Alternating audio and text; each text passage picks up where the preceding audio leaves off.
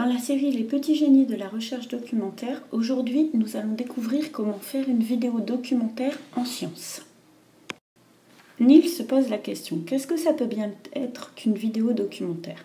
Pour vous donner un exemple, en fait, ça va être des vidéos du type C'est pas sorcier ou par exemple le magazine de la santé.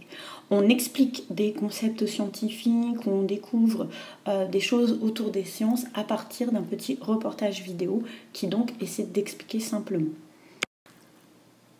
Niels commence à comprendre. Pour faire une vidéo documentaire, il faut donc un contenu documentaire. Il va falloir faire des recherches pour savoir parler de notre sujet, savoir l'expliquer. Et ensuite, il va falloir un contenu à vulgariser. C'est-à-dire qu'une fois qu'on a fait les recherches, il va falloir réécrire tout ce qu'on a trouvé comme information pour donner une explication claire et accessible à des élèves plus jeunes ou à des gens qui ne connaissent pas du tout grand-chose en sciences. Nous allons donc reprendre vite fait les étapes de la super recherche documentaire. D'abord, on découvre le sujet. Donc, on va sur Internet, on tape sur Google, on essaie de lire un peu des choses générales sur notre sujet. Attention, la mise en garde que je vais vous donner, c'est qu'en fait, pour certains sujets, je suis entièrement d'accord pour qu'on utilise Wikipédia. Là, je trouve que pour des sujets scientifiques, il va falloir faire très attention parce que Wikipédia va parfois être trop pointu ou justement pas assez récent ou trop orienté pour donner une approche correcte, une découverte correcte du sujet. On va faire des recherches. Souvent, on vous fait des bibliographies, des cytographies sur CSI Lila. Donc, s'il vous plaît, allez les utiliser. On vous donne un certain nombre de sites également sur Perltree. Je peux vous fournir des livres documentaires ou des magazines. Tout ça, ça va vous permettre en fait de faire un petit tour de votre sujet. Ensuite, bien entendu, recherche, copier-coller sur un document de collecte et surtout, on note les sources. Dans quel magazine on a trouvé l'info ou sur quel site internet. Étape 4, l'étape importante, copier-comprendre. On lit ce qu'on a, copier-coller. On ne se contente pas de faire des paragraphes et mettre un titre. On essaie vraiment de comprendre et là, il va y avoir un moment de réécriture. C'est-à-dire qu'on va essayer de reformuler toutes ces informations qu'on a découvertes. Ensuite, on organise un plan, une introduction, des paragraphes, des transitions. Ça nous permet déjà là d'avoir un document qui va nous servir pour la mise en forme, pour communiquer. Donc là, on va répondre à un certain nombre de critères selon le fait qu'on doit faire une affiche, une vidéo, etc. Les critères vous sont souvent donnés par les professeurs. Donc prenez-les en compte quand vous faites votre produit final. Par exemple, aujourd'hui, Niels a une recherche à faire sur Pythagore. Donc d'abord, il ne sait pas du tout qui peut être Pythagore. Il va donc commencer par lire des choses, par noter des mots-clés importants, par faire ce qu'on appelle une carte mentale pour essayer de mobiliser un certain nombre d'idées. À partir de là, il va approfondir ses recherches dans des livres, des magazines, des sites internet pour justement avoir plus d'informations. La particularité d'une vidéo documentaire, ça va être justement sa mise en forme. C'est-à-dire que l'étape suivante, ça va être de faire un synopsis. Donc à partir de notre document de collecte, que souvent je demande que ce soit un Google présentation, on fait un copier-coller, c'est-à-dire qu'on sélectionne déjà un certain nombre d'informations. Ensuite, on relit et on réécrit. On pense qu'on va vulgariser, on pense qu'on va expliquer à des gens qui ne connaissent rien. Donc, il faut bien que vous compreniez vous-même ce dont vous parlez pour le transmettre. Sinon, ça n'a pas d'intérêt.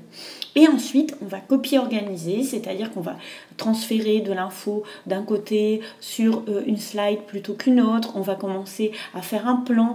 Et en fait, à partir de là, ça va être le plan de notre vidéo, ce qu'on appelle donc le synopsis. Si votre Google présentation est bien fait, c'est les 3/4 de votre travail de tournage qui va être simplifié. Pour moi, à chaque fois qu'on a une slide, une diapo du Google présentation, ça correspond à un chapitre, par exemple la biographie de Pythagore, l'école pythagoricienne, le théorème de Pythagore. Donc des choses assez brèves et assez ciblées pour pas qu'on se noie dans les informations. Et en fait, ça va nous donner lieu à une séquence, c'est-à-dire un clip en vidéo. Maintenant, on va passer aux choses sérieuses. Niels doit aller réaliser son film. Donc en fait, il faut réaliser son produit de communication, réaliser et tourner. Donc moi, je vous propose 2 étapes. La première étape, c'est d'utiliser le logiciel Educreation qui en fait va nous permettre de faire toutes les démonstrations mathématiques. Ensuite, si vous avez le temps, vous pouvez filmer une petite séquence d'intro et de conclusion parce que ça fait quelque chose d'un peu plus vivant, d'un peu plus sympathique. Pensez à C'est pas sorcier. Hein. À chaque fois que C'est pas sorcier, il y a Jamie dans son camion qui présente, qui appelle Fred, etc. Donc ça peut donner un côté un petit peu plus ludique. Mais c'est pas ça qui va être le plus important. Donc si vous n'avez pas le temps, c'est pas grave. Consacrez-vous surtout à la démonstration avec le logiciel Educréation. Educréation, en fait, ça va vous permettre de créer des petits films. En fait, ça permet d'enregistrer tout ce que vous faites sur l'iPad. C'est un logiciel qui est disponible sur l'iPad. Donc, vous allez commencer par créer plusieurs diapositives. Ici, une succession de diapositives, comme j'ai fait pour ce film. Et ensuite, vous allez vous enregistrer en train de travailler sur ces diapositives. Donc ça, c'est vraiment intéressant. Vous pouvez recommencer autant de fois que vous voulez. Le son est bien fait. Vous donc pouvez tracer des schémas, insérer du texte, insérer des images qui viennent de l'extérieur. Donc c'est vraiment un outil intéressant et qui est très approprié pour faire des vidéos explicatives, des vidéos documentaires. Nils a donc réalisé ses petites vidéos, il a monté son son, il a fait sa séquence d'introduction, sa séquence de conclusion. Maintenant, la quatrième étape qu'il ne faut surtout pas sauter, ça va être la post-production, c'est-à-dire qu'on va vérifier tout son film. On a tendance, souvent, quand on a fini le film, on l'encode, on est content, on fait ça la veille au soir. Non, il n'y a rien de pire dans une vidéo documentaire que des fautes d'orthographe dans les titres ou dans les choses, les légendes, etc. que vous insérez.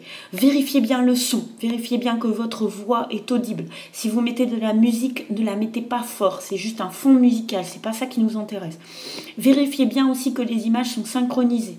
En fait, ce qui est très étrange, c'est qu'on peut regarder une vidéo avec une mauvaise image, on ne peut pas écouter une vidéo avec un mauvais son.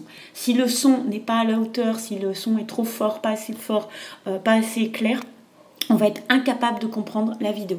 Donc faites très attention à vérifier bien ces paramètres.